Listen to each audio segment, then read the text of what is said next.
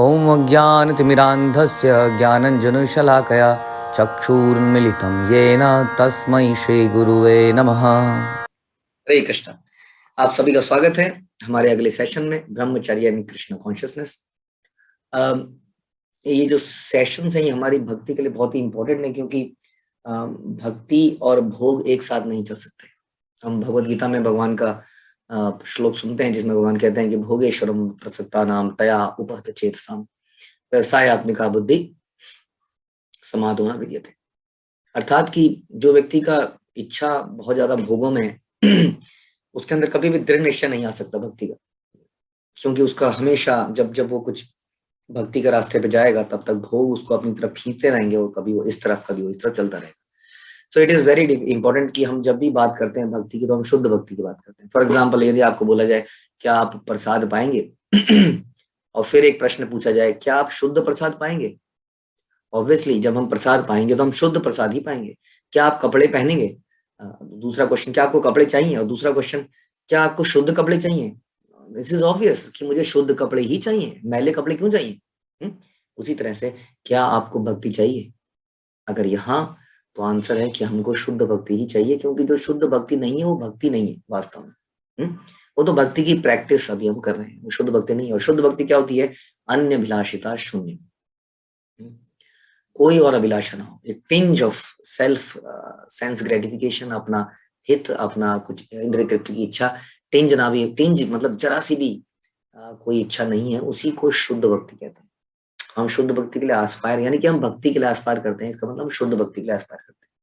इसलिए इसमें कभी हम कॉम्प्रोमाइज नहीं कर सकते। यदि हम कह रहे हैं कि इतना तो चल जाएगा, हमने देखा है कि जब भक्ति में हम प्रारंभ में जुड़ते हैं तो हमारे अंदर बहुत उत्साह होता है नियमों का पालन करने का, प्रणाम करने का, आरती करने का, नाचने का, कोई सेवा करने का। लेकिन धीरे धीरे जैसे हम आगे बढ़ते हैं तो उसमें रिलैक्स होता करते जाते हैं अपने आप को। हमारे उठने का समय जो एक समय 3 था, 3:30 था, 4 था, वो धीरे धीरे 4:30, 5, 5:30 पे चला जाता है। जैसे जैसे हम आगे बढ़ते हैं हम अपने आप को रिलैक्स करते चले जाते हैं कि अब तो नाउ वी आर सेफ। और ध्यान रखिए, जैसे हमने डिस्कस किया, भक्ति मतलब केवल शुद्ध भक्ति। जैसे जैसे हम आगे बढ़ते हैं कोई ना कोई भक्ति उठा अनर्थ, भक्ति के अंदर ही अनर्थ उत्पन्न होते हैं। कुछ हमारे हमारे जान पहचान में कुछ माताएं हमारे को जान जाती हैं, हम सोचते हैं ये तो भक्ति है, भक्त का भक्त से चलता है, और धीरे धीरे वहां पर भी हम रिलैक्स करते हैं, which is our subject today. हमारे बात करने के तरीके में रिलैक्स हो जाता है। ध्यान रखिए, माया आपको 15 साल बाद, 20 साल बाद, 25 साल बाद कभी भी पकड़ सकती है। इसलिए भक्ति में जरा सी भी इच्छा करना, इसका मतलब हमने शुद्ध भक्ति के अंदर कुछ मिलावट कर दी, उसको गंदा कर दिया, अब वो भक्ति नहीं रही। केवल बहुत ही इंटेलिजेंट व्यक्ति ऐसा कर पाता है। हम देखते हैं देवी देवता के अंदर भी इच्छाएं आ जाती हैं छोटी मोटी, तो उसको हम मिक्स्ड डिवोशनल सर्विस कहते हैं, उसको प्योर डिवोशनल सर्विस नहीं कहते हैं। तो इसलिए जो व्यक्ति इतना इंटेलिजेंट है, जो देवताओं से भी ज्यादा इंटेलिजेंट है या बनना चाहता है, वही अपनी इंद्रियों पे पूरा टोटल कंट्रोल करना चाहता है। और यही हमने करना है। हमने ऑलरेडी बहुत कुछ कर लिया है, हमने तिलक धारण किया है, हमने वस्त्रों को बदल दिया है, हमने बालों को त्याग दिया है, एक तरह से हमने रहन सहन के तरीकों को बदल दिया है, बहुत कुछ, सवेरे जल्दी उठ रहे हैं। लेकिन अब जरा सी इच्छाओं के कारण क्या हम भगवान के धाम में इसी जन्म में नहीं जाना चाहेंगे? क्या हम ये रिस्क ले सकते हैं कि हम 1-2 जन्म बाद चले जाएं? क्या इतना बड़ा रिस्क लेने के लिए आप तैयार हैं इस बदलते हुए समाज में, जहाँ हर साल जीने का स्तर नीचे गिरता जा रहा है, समस्याएं बढ़ती जा रही है, गंदगी बढ़ती जा रही है। इसलिए बहुत महत्वपूर्ण है कि इसको जब हम करें तो पूर्ण शुद्धता से करें, इसमें जरा सी भी मिक्सिंग ना करें भौतिक इच्छाओं की, काम की, क्रोध की, और विशेष तरह पे काम की, जो हमारा मुख्य सब्जेक्ट है। लेकिन इसके लिए ट्रेनिंग की आवश्यकता है, इसके लिए प्रशिक्षण और किसी के संरक्षण में रहने की आवश्यकता है। तो आइए देखिए कि ट्रेनिंग इस पे क्या प्रभाव डालती है। तो पहले के समय में हम देखते थे कि सीखने के लिए गुरुकुल में जाया करता था। गुरुकुल में जाने का मतलब है coming under a very strict guidance and disciplinary system, जहाँ पर आपके हर एक्शन को मॉनिटर किया जाएगा। But unlike the present system जहाँ पे स्कूल एंड कॉलेजेस हैं, जहाँ बच्चे कुछ समय के लिए आते हैं और वहां पर भी उनके पास इंडिपेंडेंस है, वो क्लास में आए ना आए, it's kind of an independent world now. तो बच्चे आते हैं कुछ समय के लिए, उसके बाद चले जाते हैं। उसके बाद वो अपनी जिंदगी में कर रहे हैं, क्या नहीं कर रहे हैं, I mean teacher can not interfere. अगर टीचर ने कुछ उसके बारे में पर्सनली जान लिया तो कंप्लेंट ही हो जाएगी कि आई मीन टीचर को क्या मतलब है, उसको पढ़ाई से मतलब है, पढ़ाई हो जाए। ये बिल्कुल रिवर्स है गुरुकुल सिस्टम में, जिसमें कि बच्चे का सोना उठना सब गुरु के अंडर में होता था, और वहां पर उससे झाड़ू लगाना, पोंछा लगाना, मधुकरी करना यानी कि भिक्षा मांगना, और उसके बाद भी तब खाना जब गुरु आज्ञा दे। एक तरह से उसकी फॉल्स ईगो को क्रश कर दिया जाता था।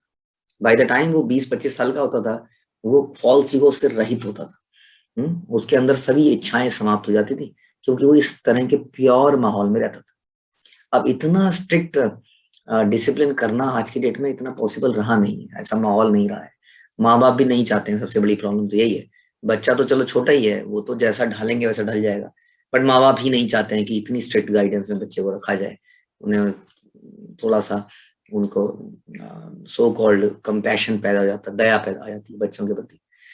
तो लेकिन जहां तक इसको, अगर इसको हम पूरी तरह से नहीं भी कर सकते, फिर भी ये बड़ा जरूरी है कि यदि हम चाहते हैं कि इस बीमारी को अपने अंदर से निकाल सके। हाँ, ये जो हम खास तौर पे काम की जो बात कर रहे हैं, अट्रैक्शन टुवर्ड अपोजिट सेक्स और ये सारी काम इच्छाओं की, तो इसके लिए बड़ा जरूरी है कि हम किसी के स्ट्रिक्ट गाइडेंस में आए और उसको अपना सब कुछ रिवील करें, नहीं तो हम इससे बच नहीं पाएंगे। जितना भी हो सके हमें किसी की गाइडेंस में आए रहें, और न केवल गाइडेंस में आए, बल्कि ये बहुत महत्वपूर्ण है कि हम इसकी ट्रेनिंग लें और फिर इसकी ट्रेनिंग दें, क्योंकि ट्रेनिंग देने से रियलाइजेशन बढ़ती। जिस व्यक्ति ने केवल पढ़ा होता है, पढ़ाया नहीं होता है, वो कभी सब्जेक्ट का उतना बड़ा एक्सपर्ट नहीं बन पाता, क्योंकि जब हम पढ़ाते हैं तो अलग अलग बच्चों के अलग अलग तरह के वैरायटी ऑफ क्वेश्चंस आते हैं, और हम भी बड़े वेल प्रिपेयर्ड होके जाते हैं कि कहीं से भी कोई प्रश्न पूछ लिया जाएगा। और भगवान भी कहते हैं कि जो इस दिव्य ज्ञान को दूसरों को बांटता है, मुझे बड़ा प्रिय है। भगवान की कृपा मिलती है, गुरु की कृपा मिलती है, जो गुरु का भी पर्पज यही है कि मिशन को बढ़ाया जाए और हमारी रियलाइजेशन बढ़ती है, क्योंकि हम प्रैक्टिकली उस चीज को डिटेल में समझते हैं, क्योंकि हमें पता है कि कोई भी कुछ भी पूछ सकता है। इसलिए इस वक्त ये ट्रेनिंग सेशन चल रहा है, मैं आपको ट्रेनिंग देने का प्रयास कर रहा हूँ। आप इसको ट्रेनिंग को लीजिए और फिर दूसरों को दीजिए। अब दूसरों को देने के लिए ये बड़ा जरूरी है कि पहले मैंने उस ट्रेनिंग को ठीक से लिया हो। तो जब आप ट्रेनिंग इस मूड से लेंगे कि ये ट्रेनिंग मुझे दूसरों को भी देनी है, तो आपके सुनने की अटेंशन बढ़ जाएगी और आप उसको बड़ा ध्यान से अपनी लाइफ में इम्प्लीमेंट करेंगे। कई सारे क्वेश्चंस आप पूछेंगे, जो कि क्वेश्चन आ सकते हैं, बाद में लोग पूछ सकते हैं, उसके ऊपर भी ध्यान देंगे। और ट्रेनिंग, जैसे मैंने बोला, शिला प्रभुपाद ने हम सबको एक एक व्यक्ति को ट्रेन करने के लिए कितना पेन लिया है। So training is very important. So ये इसलिए बताया जा रहा है कि let's come under the training first. जैसे भगवान बोलते हैं, तद विधि पढ़ी पाते हैं परि प्रश्न सेवा, कि हम अपने आप को सरेंडर करें, अपने को आपको रिवील करें, तभी इस काम रूपी शत्रु से बच पाएंगे।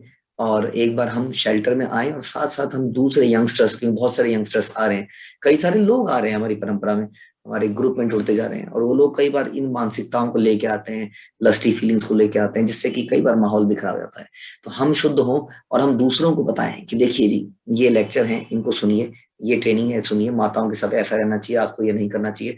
एक बार शुद्धता हो जाएगी चारों तरफ, तो शुद्धता, क्या कहते हैं, प्योरिटी इज फोर्स, एक ऐसा अद्वितीय समूह बनेगा जो कि संसार को पवित्र कर देगा। तो इसके ऊपर हमें जोर देना है। तो अब हम समझेंगे कि भक्ति का जो मूल सिद्धांत है वो ये है कि कृष्ण से हमारी अटैचमेंट हो और संसार से हमारी डिटैचमेंट हो। अभी हमारी नेचुरल अट्रैक्शन कृष्ण की तरफ ना होकर संसार की तरफ है, और उसमें भी हम स्पेसिफिकली डिस्कस कर रहे हैं अपोजिट सेक्स के प्रति हमारी एक नेचुरल अटैचमेंट है, इंक्लिनेशन है, हमारी नजरें अपने आप वहां को चली जाती हैं, हमारे विचार अपने आप उन्हीं के बारे में सोचने लगते हैं। So it is very important कि हम ये डिटैचमेंट पैदा कर पाए। और ये डिटैचमेंट दो तरीके से आती है प्राइमरीली। इसमें दो चीजें हमें करनी होती है डिटैचमेंट पैदा करने के लिए। एक है अटैचमेंट टू कृष्णा, जो कि हमें भक्ति के नियमों का पालन करने से होती है, जिसमें श्रवण कीर्तन हम लोग जप करते हैं, भक्ति के जो नियम है। और एक होता है ऑस्टेरिटीज, ऑस्टेरिटी एंड नॉलेज। सो जितना हम ज्यादा ऑस्टेरिटी करते हैं, तपस्या करते हैं, और जितना हम ज्यादा नॉलेज गेन करते हैं, उतनी डिटैचमेंट हमारी संसार से बढ़ती चली जाती है।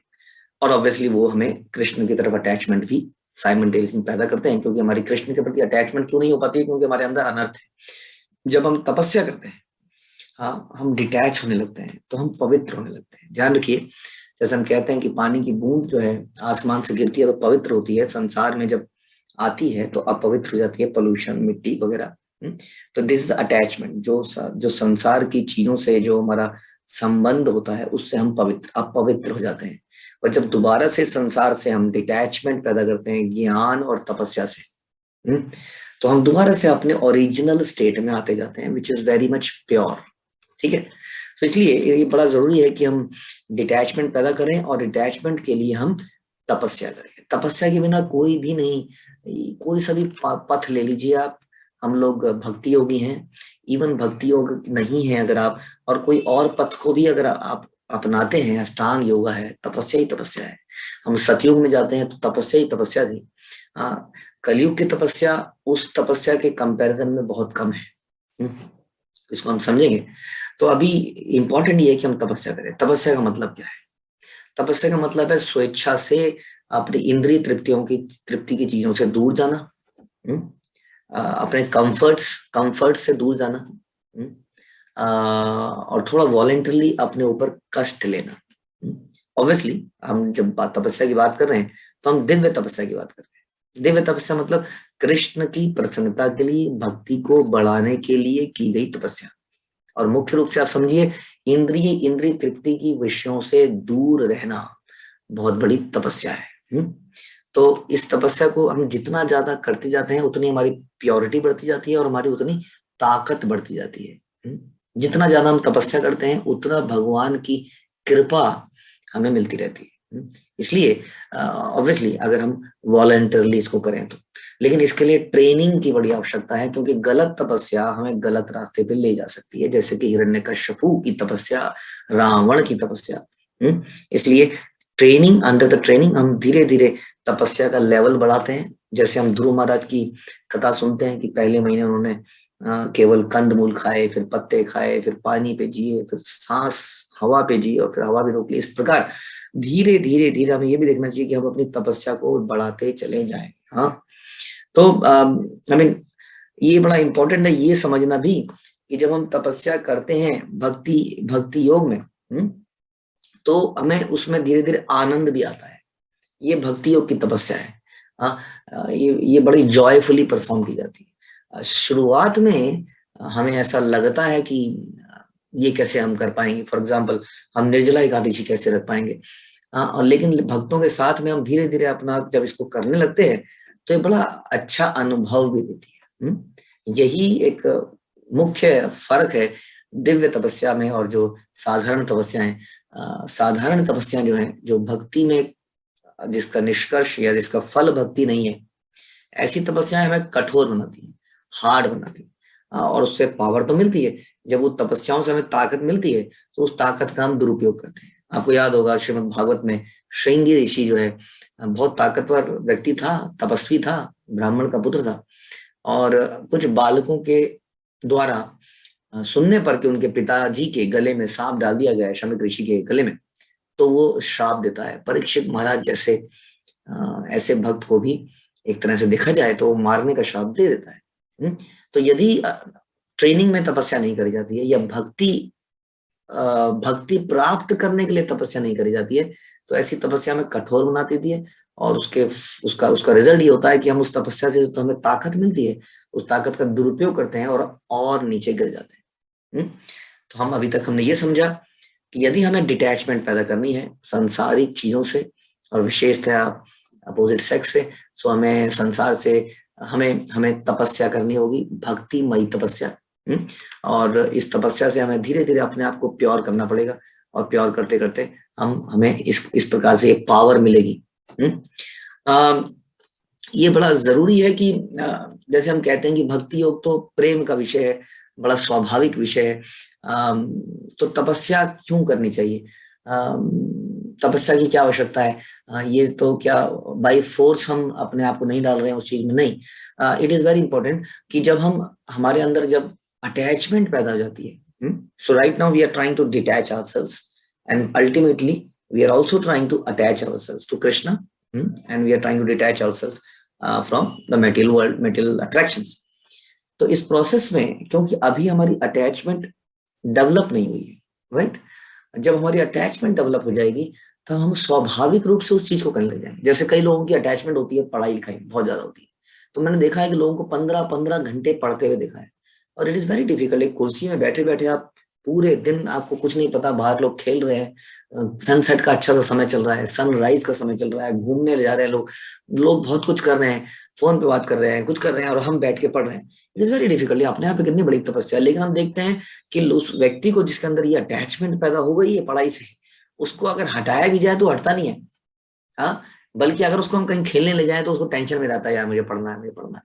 So this is the thing. But प्रारंभ में जब तक ऐसी हमारी अटैचमेंट पैदा नहीं हुई है, हमें प्रैक्टिस करनी होती है, हमें अपने आप को काइंड ऑफ फोर्स करना होता है। हाँ, तो प्रारंभ में हमारी नेचुरल अट्रैक्शन है स्त्रियों के प्रति, अपोजिट सेक्स के प्रति, या स्त्रियों की पुरुषों के प्रति।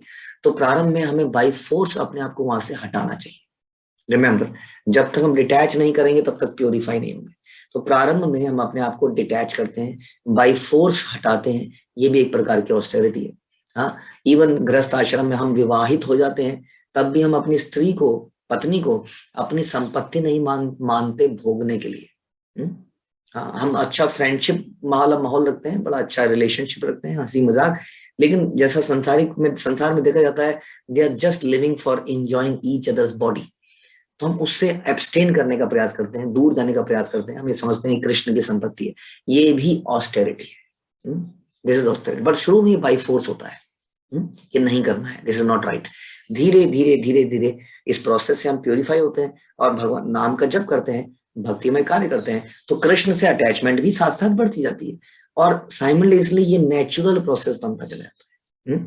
हम इसको स्वाभाविक रूप से कर पाते हैं थोड़े समय के बाद, लेकिन जब तक हम इतनी एलिवेटेड स्टेज में नहीं आ जाते तब तक ये बड़ा जरूरी है कि हम नियमों का पालन कठोरता से करें।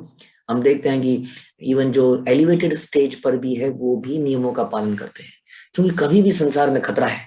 हाँ, जब भी हम सोचते हैं कि हम सेफ हैं, अब हम सेफ हैं, तभी माया हमारे पर अटैक कर देती है।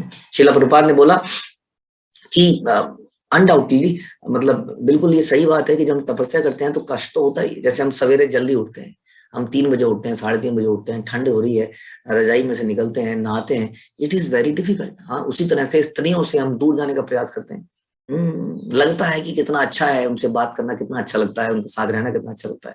तो शुरू में इसमें दिक्कत आती है, लेकिन यदि हम इस प्रोसेस को बड़े अंडर द गाइडेंस और करते रहेंगे और साथ साथ भक्ति में कार्य भी करते रहेंगे, तो हम देखेंगे इन्हीं कार्यों को करने में हमें आनंद आने लगे। ऐसा श्रील प्रभुपाद ने बोला। तो हमारे कुछ जो नियम है जिसको हम तपस्या कह सकते हैं संसार में, ध्यान रखिए, हम लोग आसुरी तपस्या की बात नहीं कर रहे हैं। जैसा हमने बताया, ऐसी तपस्या, कई बार हम इतनी ज्यादा तपस्या कर लेते हैं जिससे कि, जैसे हमने डिस्कस किया, कि हम हार्ड हो जाते हैं बहुत ज्यादा। कई बार हम अपने आप को भूखा मार ही देते हैं, खाना बंद कर देते हैं, सोना बंद कर देते हैं। तो इस तरह की तपस्याएं भी करने को नहीं कहा गया। जैसे हमने पहले भी डिस्कस किया, कई बार हम घृणा पैदा कर लेते हैं स्त्रियों के प्रति, घृणा। तो ध्यान रखिए, घृणा जो है अटैचमेंट का ही दूसरा पहलू है। इस तरह से घृणा करने वाला व्यक्ति एक दिन बड़ी बुरी तरह से गिरेगा और किसी स्त्री के चक्कर में या स्त्री किसी पुरुष में फंसी जाएगी। उसी तरह जो व्यक्ति अपने आप को बिल्कुल भूखा कर लेगा, हाँ, वो एक दिन बहुत ज्यादा खाएगा और बहुत ज्यादा सो जाएगा। तो इट इज वेरी इंपॉर्टेंट कि हम लोग इसको नियमित रूप से करें, संयमित रूप से करें। बहुत ज्यादा भूखा रहने, इसलिए प्रभुपाद ने कभी भी इस पे बहुत ज्यादा जोर नहीं दिया कि एकादशी को निर्जला ही रखना है, सारी एकादशी निर्जला रखनी है, या चतुर्मास का कठोर व्रतों का पालन करना है। प्रभुपाद ने ज्यादा फोकस किया कि आपको प्रचार कार्य में तपस्या कीजिए, साधना भक्ति में तपस्या कीजिए। यानी कि तपस्या कीजिए सवेरे जल्दी उठ के जप करने की, बैठ के जप करना भी एक तपस्या है। नेचुरली चल के जप करने का मन करता है। तो इस तरह से छोटी छोटी तपस्याएं, जैसे हमने बोला कि डिटैचमेंट कैसे पैदा करें अपोजिट सेक्स के प्रति, छोटे छोटे जोक्स मार देना, अपने उनको इम्प्रेस करने का प्रयास करना, उनके साथ रहने का मन करना, चाहे आप कुछ नहीं कर रहे हैं, गलत नहीं कर रहे हैं, फिर भी सटल रूप से हम अटैचमेंट पैदा कर रहे हैं उनके प्रति। तो हमें डिटैचमेंट पैदा करने के लिए इन छोटी छोटी चीजों को, छोटी छोटी तपस्याएं हैं, वी हैव टू एब्सटेन उतना ही जितना जरूरी है। ज्यादा हृदय की बातें नहीं करनी है अपोजिट सेक्स से, या जैसा हमने डिस्कस किया, खाने पीने की चीजों को कंट्रोल करना है। ऐसा नहीं है कि बहुत अच्छा बना है तो बहुत ज्यादा पेट फाड़ लेना है, उससे ज्यादा नींद आएगी। और प्रभुपाद कहते थे जितना हम खाएंगे ज्यादा, उतनी इंद्रियां जोर मारेंगी सेक्स के लिए। So it is very important कि हम ये छोटी छोटी तपस्याओं को जो भक्ति योग में है गुरु की डायरेक्शन में करें। अपने मन से करेंगे तो समस्या होगी। इसलिए सवेरे जल्दी उठना, जल्दी उठने का मतलब है कोशिश कीजिए हम 3:30-4 बजे तक तो उठ ही जाए, और उसके बाद कम से कम 4:30 बजे तो जब करने बैठ जाए, मंगला आरती इत्यादि करें। तो सवेरे सवेरे ये करना, खाने और सोने को नियमित कर लेना। और धीरे धीरे अपनी छोटी छोटी डिजायर जो उठती रहती है, धीरे धीरे उनमें संयम लेके आना, जैसा हम डिस्कस कर रहे हैं। तो इस तरीके से हम अगर करेंगे तो हम डेफिनेटली इस रास्ते में आगे बढ़ पाएंगे। ओके। तो जो ऑस्टेरिटी, जो तपस्या, ये भी बड़ा इंपॉर्टेंट है कि जो तपस्या हमें कृष्ण के प्रति अट्रैक्शन पैदा नहीं करती, अटैचमेंट पैदा नहीं करती, वो तपस्या फिर वो यूजलेस तपस्या है। ध्यान रखिए। इसलिए हम बार बार कह रहे हैं, और प्रभुपाद ने हमें बताया कि जरूर खाइए, जरूर सोइए, उतना ही सोइए जितना जरूरी है, तपस्या कीजिए इस लेवल में भी, लेकिन इतनी नहीं कि हम हार्ड हो जाएं और हमारे अंदर भक्ति पैदा नहीं हुई, हम चिड़चिड़े हो जाएं। कई बार हमने देखा है कि लोग इतना तपस्या कर लेते हैं, खाने में इतनी स्टारवेशन कर लेते हैं, वो चिड़चिड़े से हो जाते हैं। तो ये सब सोचने की बातें हैं। और एट द सेम टाइम हम ये नहीं कह रहे कि अच्छा इसका मतलब चलो ये खाने पीने पे बिल्कुल छूट है, ऐसा नहीं है। ध्यान रखिए, ध्रुव महाराज का एग्जांपल हमने जो लिया है, धीरे धीरे हमें इसके अटैचमेंट, इसकी लेवल को बढ़ाना चाहिए। तो तपस्या, दान, तप और यज्ञ, 3 चीजें हैं भागवत गीता कहती है जो कभी बंद नहीं करना चाहिए। ये पवित्र ये परम पुरुषों को भी पवित्र करने वाली है, तो तप उनमें से एक है। तो हमेशा हमें तप का लेवल बढ़ाना चाहिए। तप हमने डिस्कस किया, वॉलंटरली हम अपनी इच्छा से कुछ कष्ट अपने ऊपर लेते हैं या इंद्रिय तृप्तियों के विषयों से डिटैच करते हैं अपने आप को, और कोई हमें नहीं देख रहा है तब भी हम ऐसा करते हैं। ध्यान रखिए, अटैचमेंट, ये तपस्या केवल दूसरों के सामने नहीं होती है, तपस्या हम एकांत में भी करते हैं, क्योंकि ये सेल्फ रेगुलेटेड है, सेल्फ इम्पोज्ड है। तो हमारे लिए बड़ा इंपॉर्टेंट है कि हम भक्ति के नियमों का पालन करें। कब तक करें? हमेशा करें। छोटे छोटे नियम भी, उनका भी पालन करें, और कोशिश करें कि जैसा हमने डिस्कस किया कि हम अपने आप को डिटैच कर पाए। ध्यान रखिए, दोनों चीजें इंपॉर्टेंट है। ये ठीक नहीं है कि आप दवाई भी लेते रहे और परहेज ना करें। तो एक तरफ हम भक्ति के नियमों का पालन कर, भक्ति योग की वस्तुएं चीजें कर रहे हैं, जैसे कि जप कर रहे हैं, कीर्तन कर रहे हैं, श्रवण कर रहे हैं, एट द सेम टाइम हम डिटैच भी होना पड़ेगा, नहीं तो यहाँ से गंदगी आती रहेगी, यहाँ से हम साफ करते रहेंगे।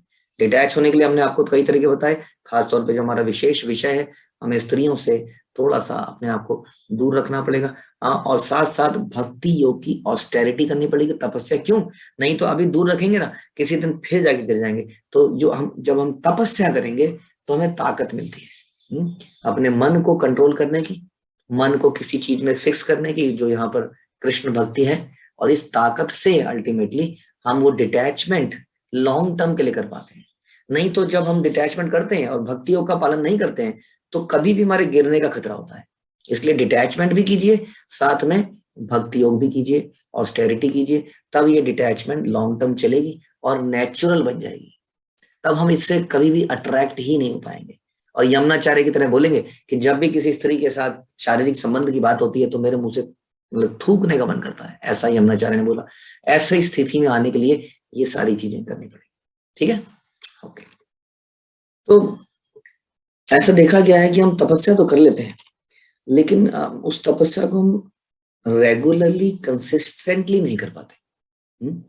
आज हमने तपस्या करी, कल नहीं करी, परसों फिर कर दी, उसके बाद नीचे गिरे, उसके बाद किसी दिन हम 3 बजे उठ गए, किसी दिन 6 बजे उठे, किसी दिन 2 बजे उठ गए।